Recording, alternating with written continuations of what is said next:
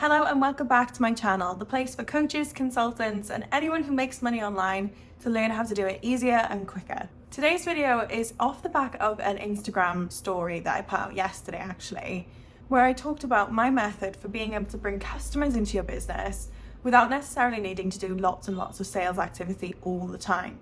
Now, before I jump in, I do just want to explain the background and the location. So if you have missed some of my other videos, you might not be aware that I am currently traveling. I'm in Bali right now, staying in like a serviced apartment in a place called Chamagi, which is right outside of Canggu.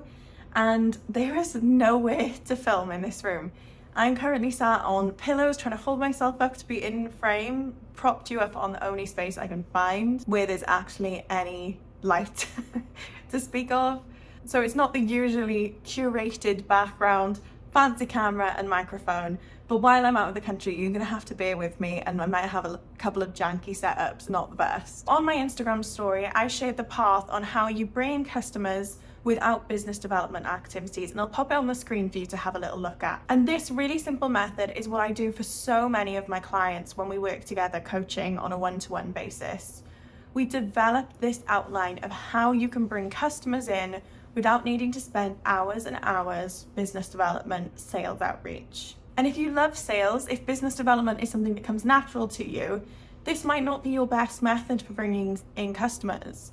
But if you're somebody who feels a little bit icky at the idea of sales, it makes you feel a little bit like a used car salesman, it just feels pushy and uncomfortable, then this is a really good method for you to be able to find customers without needing to step outside of your comfort level. And there's a time and place for pushing yourself outside of your comfort zone, but when you can bring in customers on autopilot, you don't necessarily need to be doing that. So what is step one to my journey on bringing customers in without business development?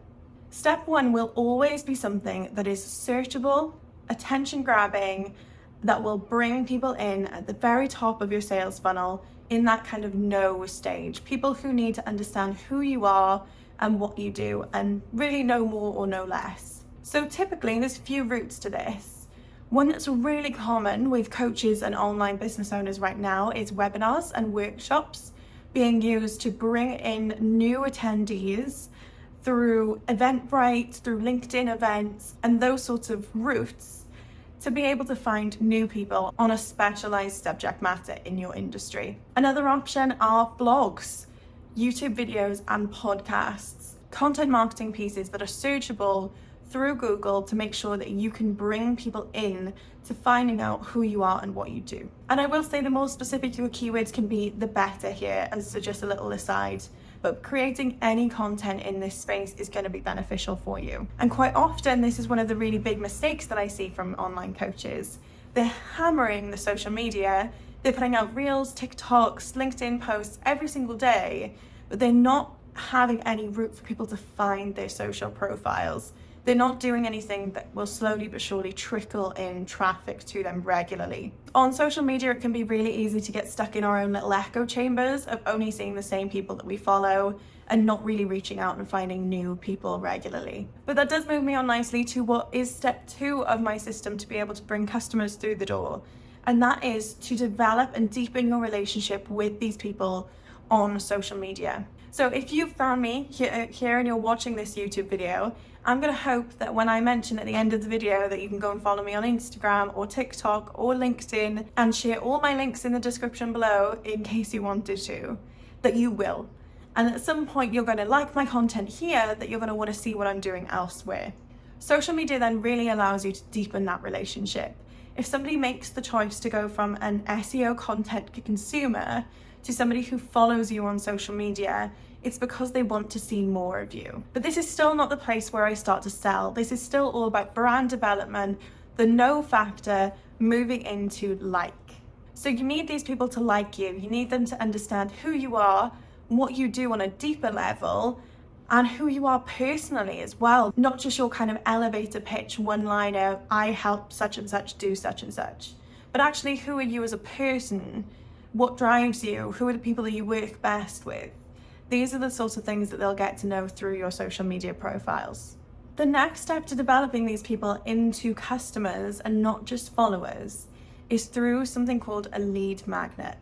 Now I'm going to pause here because I actually have a few videos dedicated to how to build out your lead magnet, with everything from what should be included, how to practically build it on systems like MailerLite, how to build your sales page, and all of the details that you need to be able to technically get it up and running.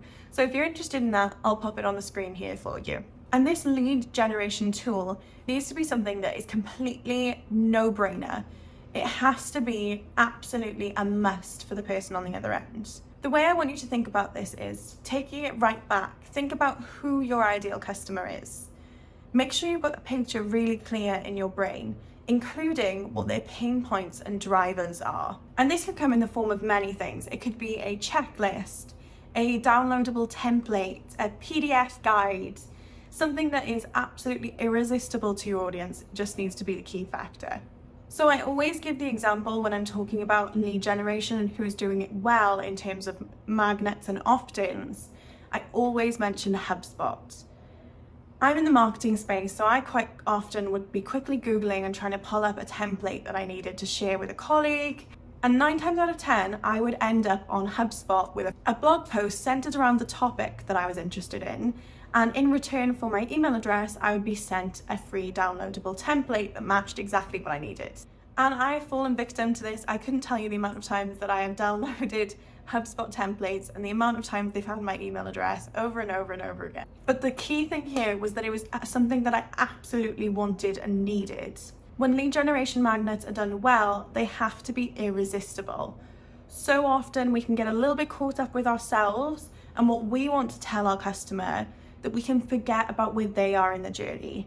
Make sure that this is addressing a problem that they know that they have, not something that they might discover along the line with working with you.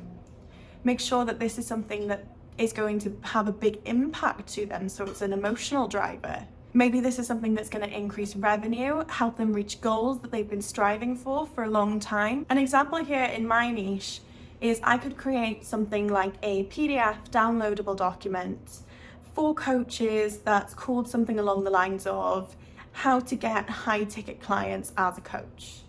That's something that a lot of the people I speak to struggle with, and my ideal customer would be looking for those high ticket clients specifically. Maybe it could be a 5-step process to get high ticket clients in your coaching business, something that would really appeal to my ideal customer. And this is the point where you can start to transition people to getting ready to sell. If they followed this journey from SEO content to social to now reaching your email list, it's often just a case of nurturing that relationship, nurturing that potential lead to the right product for them. So keep in touch with your email list regularly, sending out updates that are giving value quite regularly, making sure that you're staying on top of those pain points that your customer may have. And once they feel like they've gotten that value, they won't be so opposed if you send them an offer.